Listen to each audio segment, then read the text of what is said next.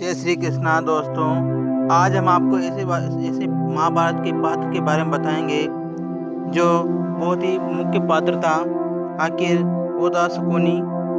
हस्तिनापुर में मामा शकुनी का आगमन कैसे हुआ और क्यों हुआ, इसके बारे में हम आपको बताएंगे। महाभारत काल में सबसे चालबाज किरदारों में से एक है मामा शकुनी। आइए जानते हैं कि क्यों वे इतनी नफरत से भरे हुए थे और कैसे हस्तिनापुर महल पहुंचे। तो दोस्तों, चैनल को लाइक करें, सब्सक्राइब करें और कमेंट में जय श्री कृष्णा जरूर लिखें। भीष्म ने शकुनी के परिवार को कैद किया था, इसका भी कारण था। दुर्योधन ने भीम को खत्म करने के लिए षड्यंत्र रचना शुरू किया था। इस बीच उनके मामा शकुनी ने एक सलाहकार की हैसियत से महल में प्रवेश किया। भारत में शकुनी नाम एक छल का पर्याय बन चुका है। शकुनी गांधारी का भाई था। गांधारी और धृतराष्ट्र के विवाह के बाद भीष्म को पता चला कि गांधारी एक तरह से एक विधवा है और लोगों में इस बात को लेकर कानाफूसी होने लगी। गांधारी को श्राप मिला हुआ था कि उसका पहला पति की विवाह के 3 माह बाद मृत्यु हो जाएगी, इसलिए उसका विवाह एक बकरे से कराकर उसकी कुर्बानी दे दी गई थी। कुरुवंश को धोखा दिए जाने की बात से भीष्म इतने क्रुद्ध हो गए कि उन्होंने गांधारी के पिता और उसके सभी भाइयों को नजरबंद कर दिया। ये एक तरह की मेहमान नवाजी थी, जैसे मेहमान कभी भी जा नहीं सकते थे। इस युग का धर्म ये था कि वधू का परिवार उसके ससुराल में जब भी पहली बार आता था तो आने पर तब तक उसको खाना मिलता रहता था, जब तक वो जा नहीं सकते थे, इन्हें भोजन मिलता रहे, तब तक शकुनी का परिवार वापस अपने देश नहीं जा सकता था। समय के साथ भोजन की मात्रा कम से कम होती गई। अंत में वह इस सीमा तक पहुंच गई कि गांधारी के परिवार को वजन कम होने लगा और वो कमजोर होने लगे।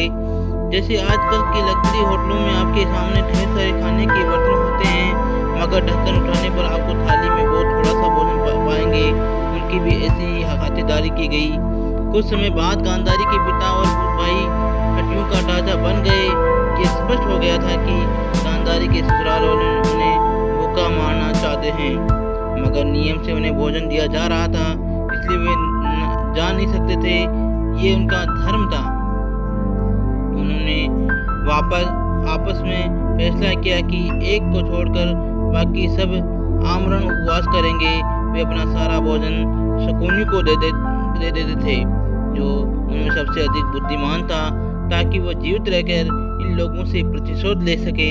कहा जाता है कि जब उसके भाई एक एक करके मर गए तो उसके पिता ने उसे मृत भाइयों के अंग खाने को कहा, ताकि वह खूब मजबूत बनकर उनका बदला ले सके। पिता के मरने पर उसे अपनी मातृभूमि में उनका कर्म कांड करना पड़ता। उस समय वह वहां से जा सकता था। शकुनी ने अपने मृत भाइयों के अंग खाए। शकुनी ने वहां बैठकर अपने भाइयों का शरीर खोलकर उनके भीतरी अंग खाए। उसके पिता ने मृत्युशैया से उठकर बगल में रखी छड़ी उठाई और शकुनी के टखने पर इतनी जोर से मारा कि उसका टखना टूट गया और पीड़ा से करहा उठा। उसे जब पूछा तो उसके पिता ने कहा, मैंने तुम्हारा टखना, मेरा मतलब पैर, इसलिए तोड़ा ताकि तुम हमेशा लंगड़ा कर चलो और कभी न नहीं भूलो तुम्हें अपने भाइयों के अंग क्यों खाए। तुम्हारा एक एक कदम तुम्हें याद दिलाएगा कि तुम सिर्फ प्रतिशोध लेने के लिए जीवित रहना है। पिता की मृत्यु के बाद शकुनी कुरुवंश को नष्ट करने का प्रण करके वहां से गया। वह एक सलाहकार के रूप में लौटा और दुर्योधन ने उसे बुद्धिमान समझकर उसकी बहुत सराहना की और उससे मित्रता कर ली।